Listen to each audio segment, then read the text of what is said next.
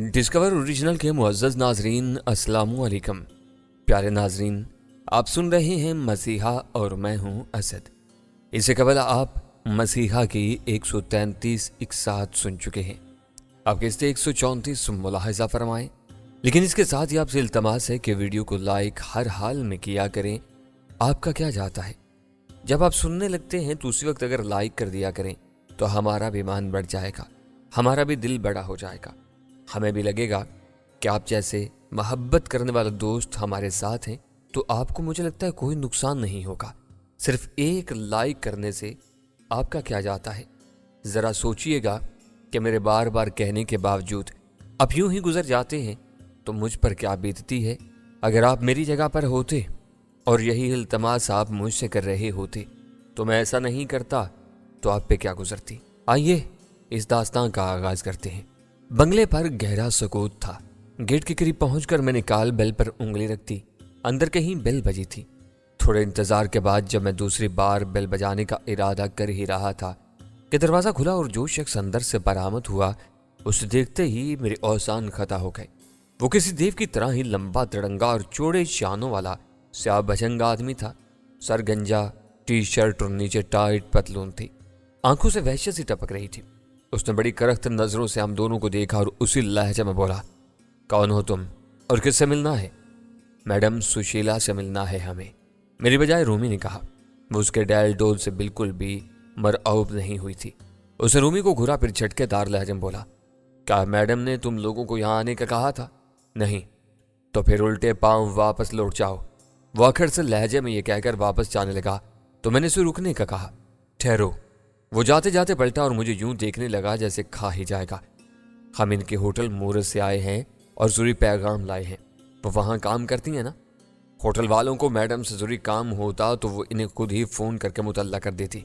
देवनुमा शख्स ने कहा, यह बात ही ऐसी है कि सिर्फ दोस्त ही मैडम को आगाह कर सकते हैं ताकि वो किसी भी पुलिस की कार्रवाई से पहले ही अपना बंदोबस्त कर सकें। मैंने तीर फेंका। आधे सच और आधे झूठ का फेंका हुआ तीर आर्जी तौर पर सही मगर मुअस्सर साबित होता है। वो सोच में पड़ गया, फिर बोला, आ जाओ अंदर। कहते उसने हमें रास्ता भी दे दिया। हम दोनों अंदर आ गए। सामने बेशकीमत मार्बल का फर्श था। हम उसके पीछे चलते हुए दाखिल दरवाजे से अंदर आ गए। ड्राइंग रूम खासा कुशादा और सजा हुआ था। हमें इसने एक सोफे पर बैठने का कहा और खुद एक अंदरूनी कमरे में चला गया। मैं और रूमी खामोशी से कमरे का जायजा लेने लगे। तुमने अच्छी गोली फेंकी। ये देव अंदर से खटक गया है। अब ऐसा न हो कि भांडा फूट जाए, ये हमारी दुर्गत बनाए बगैर नहीं रहेगा। रूमी आहिस्ता से बोली, तुम्हारे पास पिस्तौल है ना। असली गोली फेंक देना, मैंने कहा। इसी वक्त देवजात के साथ एक दरमियानी उम्र की पुरकशिश और सरोकद औरत अंदर दाखिल हुई। उसके बाल डार्क ब्राउन थे, रंगत गंदमी और आंखें गजाल चश्म। लेकिन इस वक्त उसके हसीन चेहरे और आंखों से भी मुझे अजीब से वहशत टपकती हुई महसूस हुई। ना जाने क्यों मुझे अपने पूरे बदन में फुरेरी का एहसास हुआ। उसने घरेलू सा खुला डुला लिबास पहन रखा था। इसमें भी वो मुतनासिब बदन की मालिक लग रही थी। वहां के सुकेड़े अजीब और उलझी हुई निगाहों से हमारी जानिब देखते हुए करीब आकर हमारे सामने वाले सोफे के पास खड़े खड़े हमसे मुखातिब होकर बोले, आप लोग कौन हो। मैंने तो कभी आपको अपने होटल में नहीं देखा, ना ही वो आपको पहचानती हूँ। आपने झूठ बोला मेरे गार्ड के साथ। वो एक ही सांस में हमसे इतना कुछ भूल गई और आखिर में उसका लहजा भी दुरुस्त हो गया। मैं और रूमी खड़े हो गए थे। मैंने ही उसे मुखातिब करते हुए संजीदगी से कहा, आप किसी गलत फहमी में ना पड़े मैडम, आप सुशीला ही है ना, होटल मूरत की हेड वेट्रेस। हाँ तो फिर। उसने भी अकड़पन से कहा। मुझे उसके रवैये पर तैश आने लगा मगर तहम्मुल का दामन नहीं छोड़ा और नरमी से बोला, मैडम सुशीला, मैं आपसे डॉक्टर हुमैरा के बारे में पूछने आया था। इतना कहते हुए मैंने उसके चेहरे को बगौर और भांपती हुई नजरों से देखा। वो हुमैरा के नाम पर बुरी तरह चौंकी थी। फिर तेज थी निगाह रूमी और फिर मेरे चेहरे पर डालते हुए बोली, तुम कौन हो और डॉक्टर हुमैरा से तुम्हारा क्या रिश्ता है। वो मेरी एक दूर की अजीज है। मेरी उससे होटल मूरत में मुलाकात हो चुकी थी। मैंने संभल कर पांसा फेंका और आगे बोला, लेकिन जब मैं चंद दिनों बाद उसे दोबारा अपने घर ले जाने के लिए आया तो मुझे होटल के इस्तकबालिया से पता चला कि वो वापस लंदन जा चुकी है। मुझे उस पर हैरत हुई और, मेरा तुम्हें किसने बताया। सुशीला ने मेरी बात काट कर कहा। उसने अभी तक हमें बैठने का भी नहीं कहा था और शायद रूमी को यह बात खिल रही थी। वो दरमियान में बोल उठी, क्या हम बैठकर आराम से बात नहीं कर सकते। सुशीला ने एक जरा अजीब अंदाज में अपनी गर्दन झटक कर रूमी की तरफ घूरने के अंदाज में देखा, फिर जैसे तोहन करहन बोली, बैठ जाओ। उसके बाद वो खुद भी हमारे सामने वाले सोफे पर विराजमान हो गई। इसका देवजात बॉडी गार्ड उसके पीछे तना खड़ा रहा और हमारी जानिब कुछ ऐसी ही नजरों से घूरता रहा जैसे अभी उसे सुशीला का हुक्म मिले और वो हमें उठाकर बंगले से बाहर फेंक दे। खुद मुझे भी सुशीला का यह रवैया अजीब लगा था, क्योंकि हुमैरा ने मुझे उसके बारे में गायबाना बताया था कि वो एक अच्छी खातून है और उसकी दोस्त भी बन चुकी है, इसलिए कि हुमैरा ने इसके एक पुराने मर्ज के बारे में इसे अच्छा मशवरा दिया था और उसकी अच्छी दोस्त बन चुकी थी। जी, मेरा सवाल, सुशीला ने हमारे बैठते ही कहा तो मैंने उसकी वजह भी बता दी, जिसे सुनकर सुशीला ने बेख्तियार एक गहरी सांस ली थी, यूं जैसे कोई बात उसके हल्के में अटकी हुई हो और मेरे जवाब पेश करने के बाद वो निकल गई हो। तभी उसके रवैये में ज्यादा नहीं तो थोड़ा फर्क जरूर आया और इस बार वो तहम्मुल से बोली, हाँ, हम दोनों एक अच्छे दोस्त बन गए थे, लेकिन तुम्हारी तरह मुझे भी उसकी यह हरकत अच्छी नहीं लगी। कौन सी? मैंने पूछा। यही को अचानक मुझे भी बताए बगैर होटल छोड़कर चली गई। वहां उसके होटल छोड़ने का रिकॉर्ड भी मौजूद था। मैं आपसे यही पूछने आया था कि शायद आपको इसके बारे में कुछ इल्म हो, क्योंकि मुझे खदशा है कि शायद उसके साथ कोई हादसा रुनमा हो चुका है। सुशीला एकदम किसी सोच में पड़ गई, फिर जैसे अचानक किसी ख्याल से चौंक कर उसने मुस्कुराते हुए कहा, ओह सॉरी, मैं तो आपसे पूछना ही भूल गई कि आप लोग क्या पियेंगे। उसके एकदम बदलते रवैये ने मुझे जाने क्यों अंदर से खटका दिया। इस कदर रुखाई और दुरुस्ती से पेश आने के बाद किसी का यूं रवैया अचानक बदल जाना किसी गलतफहमी से कम किसी और वजह से ज्यादा शक का बायस बनता है। ये कौन है? इसका तुमने अभी तक तारुफ नहीं करवाया। उसने रूमी की तरफ देखा। ये मेरी साथी है मिस रीटा। मैंने रूमी का गलत नाम बताया। सुशीला ने अपने गार्ड को मुखातिब करके कहा, दास, मेहमानों के लिए कुछ खाने पीने की चीजें ले आओ। जी नहीं, इसकी जरूरत नहीं, हमारी परेशानी दूर हो जाए यही हमारे लिए बहुत है, मैंने मना करते हुए कहा। दास नामी वो काला देवजात भी रुक गया। सुशीला भी शायद हमसे जल्द जान छुड़ाना चाहती थी। परेशानी कैसी? तुमसे तो वो राब्ते में होगी ही। मेरा मतलब है तुम्हारे पास उसका कोई ना कोई राब्ता नंबर तो होगा ही। आखिर को तुम्हारी पुरानी जानने वाली थी डॉक्टर हुमैरा। परेशानी तो अपनी जगह है मादाम सुशीला, मैंने जैसे एकदम बदले हुए और ड्रामाई अंदाज में कहा, जिस पर सुशीला ही नहीं रूमी भी चौंक कर मेरी जानिब तकने लगी। मेरा उससे किसी नंबर पर राब्ता नहीं हो पा रहा है। मैंने यहाँ थोड़ा झूठ बोला। दूसरी बात यह कि मुझे शुबे की हद तक यकीन है कि उसे होटल मूरत ही से किसी ने जबरदस्ती अपने साथ ले जाने की कोशिश की है और इसमें होटल का अमला मुलविस है। मेरी इस बात पर सुशीला के हसीन चेहरे पर कई रंग आकर गुजर गए। फिर एकदम वो जैसे अंदर ही अंदर संभल कर बोली, शुबे की वजह बहुत ठोस है। मैंने मुस्तहकम लहजे में कहा और नजरें उसके चेहरे पर गाड़ दी। डॉक्टर हुमैरा मुझे इस तरह अचानक छोड़कर और बगैर बताए कभी नहीं जा सकती। इस सबब मुझे शक है कि वो किसी मुसीबत में पड़ चुकी है। ये तो कोई वजह ना हुई, सुशीला बोली। उसका लहजा अब फिर खुश्क और बदला बदला सा था। किसी ने किसी को छोड़कर चले जाना होता है तो वो यूं ही चला जाता है। फिर भी मुझे यकीन नहीं, मैंने कहा। तो फिर मैं क्या मदद कर सकती हूँ तुम्हारी? सुशीला ने मेरी जानिब घूरा। वो आपके करीब थी और अच्छी दोस्त थी आपकी। मैं सिर्फ ये चाहता हूं कि अगर आपको इसके बारे में किसी ऐसी बात का इल्म है जिससे जाहिर होता हो कि उसके साथ कोई हादसा हुआ है तो हमें बता दें। बसूरते दीगर मैं होटल मूरत के सारे अमले के खिलाफ पुलिस में रिपोर्ट करने वाला हूं। अब चूंकि हुमैरा की दोस्त थी इसलिए मैंने सोचा कि आपसे पहले मिल लिया जाए। बेशक कर दें रिपोर्ट, सुशीला बेपरवाह अंदाज में बोली। अमले के पास हुमैरा के होटल अपनी मर्जी से छोड़ने का सारा सबूत और रिकॉर्ड मौजूद है। आप बार बार यही बात दोहरा रही हैं, जिसका मतलब है कि हुमैरा को एक मजबूत प्लानिंग के तहत ही अगवा किया गया है। खैर, कहते हुए मैंने रूमी को उठने का इशारा किया और हम खड़े हो गए। इस रुखसत होकर हम निकलने लगे। मेरा ध्यान तब भी सुशीला की जानिब ही था। वो मुझे एक दबाव की कैफियत में नजर आने लगी। जब हम निकलने लगे तो मैंने उसे अपने देवनुमा गार्ड को आंख और सर का खफीफ इशारा करते हुए महसूस किया। मोहतात रहना रूमी, ये कुछ करने वाली है। मैंने गेट से निकलते हुए रूमी से नीची आवाज में कहा। हम दोनों साथ साथ चलते हुए पुख्ता रविश की जानिब आ गए और वहां से मेन रोड की जानिब बढ़ने लगे। फुटपाथ पर आए तो रूमी ने सरसाती सरगोशी में अचानक मुझे खबरदार किया। वो देवनुमा हमारे ताक़ुब में आ रहा है। मुझे पता था, मैंने सुकून से कहा। आगे मोड़ है, इसे काटती किनारे की झाड़ियों में दुबक जाना। हमने ऐसा ही किया। मोड़ काटती मैं और रूमी झाड़ियों में जा दुब के। इसका मतलब है दाल में काला है, रूमी ने कहते हुए पिस्तौल निकाल लिया। मुझे पहले ही इस पर शुबा हो चुका था और अब यकीन है कि हुमैरा को इसी ही ने गायब किया है। इस देवजात पर काबू पाना होगा, मैंने कहा। मैं यही करने वाली हूँ, रूमी बोली। जरा ही देर बाद दास हमारे सामने से गुजरा। मैं और रूमी बिजली की सी फुर्ती के साथ झाड़ियों से निकले और दबे पांव मगर तेजी से चलते हुए उसके अक्कब में जा पहुंचे। رومی نے اچھل کر اپنے پستول کے دستے سے اس کے سر کے پچھلے حصے پر وار کیا۔ داس کے حلق سے کراہٹ خارج ہوگی مگر وہ گرا نہیں، نہ ہی بے ہوش ہوا، البتہ لڑکھڑایا ضرور تھا۔ تبھی میں اچھل کر اپنے ایک بازو کو اس کی موٹی گردن کے گرد لپیٹ کر اسے گرانے کی کوشش کرنے لگا۔ میری ناکام ہوتی کوشش کو رومی نے یوں مکمل کیا کہ وہ بھی اس پر چڑھی اور پستول کے دستے کا ایک وار اس کی کن پٹی پر کر دیا۔ یہ وار مؤثر ثابت ہوا۔ داس کٹے ہوئے شیطیر کی طرح گرا اور ٹھیر ہو گیا۔ ہم نے اس کے لمبے چوڑے جثے کو گھسیٹ کر جھاڑیوں میں چھپا دیا۔ رومی نے اپنے لباس سے نائلون کی رسی نکالی اور اس کی مشکیں اچھی طرح کس ڈالی۔ گڈ، اب چل کر اس حرافہ کی خبر لیتے ہیں، رومی جوش سے ہانپتے ہوئے بولی۔ مجھے خوشی تھی کہ رومی اب حمیرہ کی تلاش میں پورے عزم اور حوصلے کے ساتھ میری مدد میں شامل ہو چکی تھی۔ ہم نے ایک بار پھر سشیلا کی رہائش کا کر رخ کیا۔ اس بار ہم نے دستک دے کر نہیں بلکہ پھلانگ کر اندر داخل ہونے کا ارادہ کیا تھا۔ اس کے لیے ہم نے عقبی راستہ اختیار کیا۔ سشیلا کا بنگلہ ایک منزلہ تھا جو زیادہ رقبے پر نہیں۔ ہم چٹانی چھاڑیوں اور اس کی بلندی کا فائدہ لیتے ہوئے بنگلے کی عمارت کے عقب میں آ گئے۔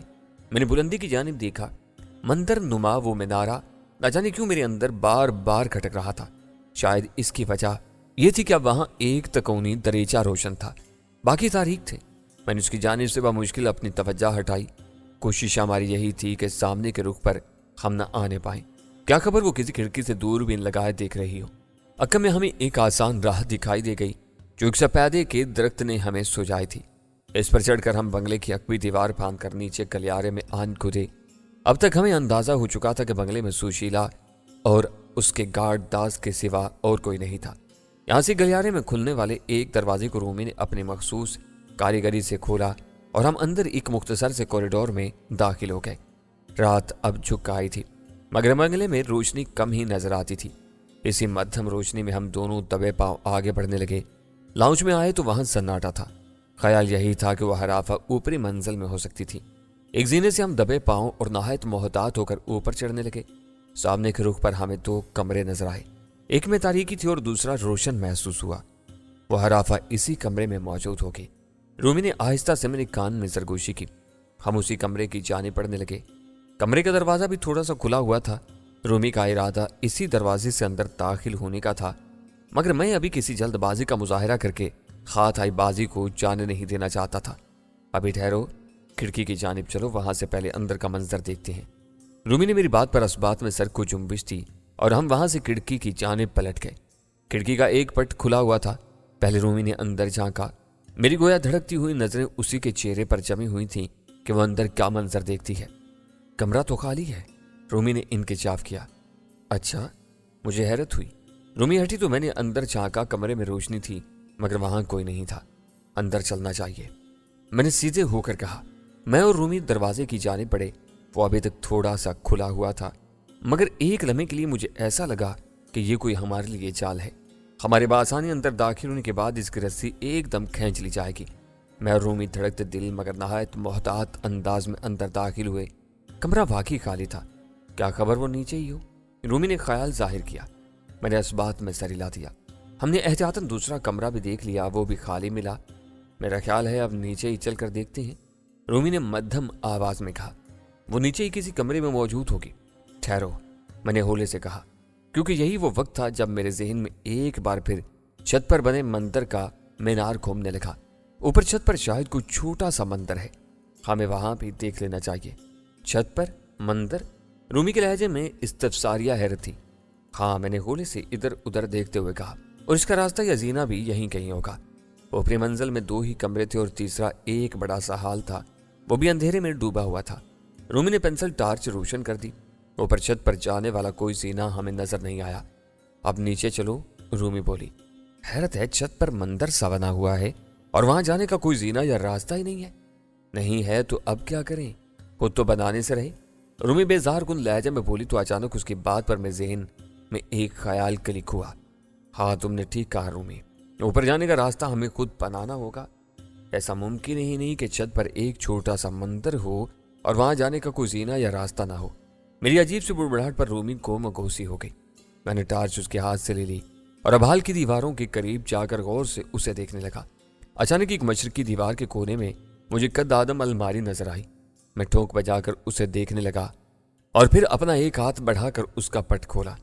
रूमी भी तब तक करीब आ चुकी थी। अलमारी के अंदर सामने ही हमें एक जीना ऊपर की जानिब जाता दिखाई दिया। मान गए तुम्हें सैफ, रूमी ने मुताहिराना अंदाज में मेरी तौसीफ कर डाली। अब आ जाओ मेरे पीछे। मेरी आवाज़ जोश तले लर्जा थी। हम इस तंग से जीने पर झुके झुके चढ़ने लगे, जो ज्यादा तवील नहीं था। बमुश्किल 7-8 कदम से होंगे, जो निस चक्कर तक बल खाए हुए थे। एक छोटा सा सिंगल पट वाला दरवाजा खोलकर हम बिलाखिर एक मखरूती छत वाले हाल से कमरे में आ गए। यहाँ दिए की लो रोशन थी, जिससे बस मकदूर भर ही रोशनी हो रही थी, जबकि अंदर तारीकी ज्यादा थी। यहाँ मुझे अजीब सी बू का एहसास भी हुआ, जैसे कोई कब्रिस्तान हो। यहाँ ताज़ा कफन से मुश्क काफूर की बू फैली होती है। एकाएकी मेरा दिल जाने क्यों जोर जोर से धड़कने लगा और पूरे वजूद में हल्की सी कपकपी का भी एहसास होने लगा। इसमें शायद उस सुंदर नामी नौउम्र लड़के की बातों का भी दखल था, जो उसने सुशीला के लिए कहे थे कि वो एक जादूगरनी भी है। मैं और रूमी यही समझे थे कि ऐसा वो सुशीला की पुरस्रार हरकतें देख कर कहती होंगी, भला इसमें क्या सदाकत हो सकती है। कमरे की लाइट ऑन करने के बजाय रूमी ने अपनी जेब से पेंसिल टार्च निकाल कर चलाई और उसकी महदूद रोशनी के दायरे के 4 इतराफ गर्दिश देने लगी। रूमी की तरह मेरी नजर में पेंसिल टार्च के रोशन दायरे के साथ साथ गर्दिश कर रही थी कि अचानक रोशनी का दायरा की भयानक सूरत पर पड़ा और रूमी के हल्क से ही नहीं, मेरे मुंह से भी लरसती हुई चीख खारिज हो गई। वो मंजर ही ऐसा खौफनाक और दिल दहला देने वाला था कि मेरे जैसा मर्द भी लम्हा भर को खौफसदा होकर चीख पड़ा। टार्च रूमी के हाथ से छूट कर गिरी और बुझ गई। कमरे में यकलख्त मौत का सन्नाटा तारी हो गया। रूमी डर के मारे मुझसे और मैं उससे लिपट चुका था। काली भट तारीकी में चंद ही लम्हे मैं और रूमी ऐसी हालत में रहे थे। इसके फौरन बाद हम अलग हो गए। टार्च ढूंढने की कोशिश करो जल्दी, रूमी की लरजती आवाज उभरी। टार्च नहीं मिल सकती, यहां से भागने की करो, मैंने भी चिल्ला कर कहा। भला एक जरा सी पेंसिल टार्च को कैसे ढूंढा जा सकता था जो बुझ भी चुकी हो। थोड़ी देर पहले टार्च की महदूद रोशनी के हाले में रूमी और मैंने जो भयानक सूरत देखी थी वो किसी शैतान से कम नहीं थी। नौमर लड़के सुंदर लाल ने भी उसे किसी शैतानी जादूगरनी से ताबीर किया था। अब वही कुछ मेरे दिलो दिमाग में गर्दिश कर रहा था। रूमी से ये कहते ही मैं अंदाजे से उसे मुख्तसर कदमचों वाले जीने की सिम्मत भागा। यहां से हम यहां दाखिल हुए थे। इसी वक्त शैतानी कहका गूंजा, जैसे कोई बदरूद चिल्लाई हो। मेरा दिल फिर दहल कर रह गया। जाहिर है मैं पहले कभी ऐसे पुरस्रार हालात से नहीं गुजरा था। इन मंदिरों और हिंदू पुजारियों के जादू टूनों से भला कौन वाकिफ नहीं था। वही कुछ मेरे ज़हन में भी गर्दिश कर रहा था। रूमी ने टार्च तलाश कर ली थी, क्योंकि इस वक्त वो इसने जला ली थी। वो मेरे करीब ही खड़ी थी। शुक्र था कि उसने भी टार्च की रोशनी में मेरी तकलीद की थी, यानी मुख्तसर जीने की जानिब दौड़े। हम गिरते पड़ते नीचे आ गए। हमारी सांसें बुरी तरह फूली हुई थी। यहाँ हाल में मध्यम रोशनी थी और रूमी मुझे लिए उसके एक कोने में जा खड़ी हुई। मैं समझा वो शायद सस्ताने के लिए रुकी है। तुमने क्या देखा था सैफ? कुछ सांसें बहाल होने के बाद उसने सरसराती सरगोशी में पूछा। वही जो तुमने देखा था, मैंने कहा। वो शैतानी मुस्कुराहट वाली कोई काली सा खौफनाक शक्ल थी। रूमी जैसे तस्दीक करना चाह रही थी। बिल्कुल, मैंने मुख्तसर कहा और उसे इस नौउम्र लड़के सुंदर लाल की नसीहत याद दिलाई। इस लड़के ने गलत नहीं कहा था हमसे। मेरा ख्याल है ये हमारा वहमा है। माहौल और हालात के ज़ेरे असर हमने इस खौफनाक शय का गलत मतलब लिया है। रूमी कुछ सोचते हुए बोली। कुछ मेरा जहन भी काम करने लगा था। हो सकता है, मैंने कहा। हो सकता है नहीं, यकीनन वो कोई पत्थर की बेजान मूर्ति भी हो सकती है। रूमी ने अपने तौर पर अंदाज़ा लगाया। मुझे उसकी बात से मुत्तफिक होना पड़ा। हम मुसलमान हैं सैफ, और इन बातों पर हमें यकीन नहीं रखना चाहिए। अगर ऐसा हुआ भी तो हम अल्लाह के मानने वालों में से हैं, जिनका शैतान कुछ नहीं बिगाड़ सकता। बेशक, मैंने कहा। तो फिर क्या ख्याल है, दोबारा चला जाए ऊपर? मैं तैयार हूँ। उसकी बातों ने मेरे अंदर कुदरती जोश पैदा कर दिया था। हुमैरा का खोई लगाना भी जरूरी था। अभी हम दोबारा उस कद आदम अलमारी वाले जीने की जानिब कदम उठाने ही वाले थे, जिसके दोनों पट हनूज वात थे कि अचानक वहां से एक साए की हमें झलक नजर आई।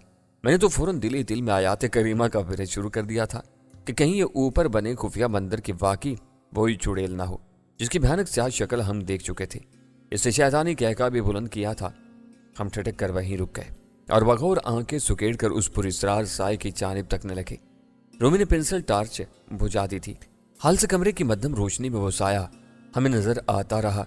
शायद उसे भी हमारी अभी तक यहाँ मौजूदगी का इल्म हो चुका था, क्योंकि उसका रुख उसी सिम्मत था जहां मैं और रूमी कोया दुब के खड़े थे। वो साया ऐसा ही था जैसे किसी इंसान ने स्याह रंग की पूरी चादर अपने ऊपर ओढ़ रखी हो।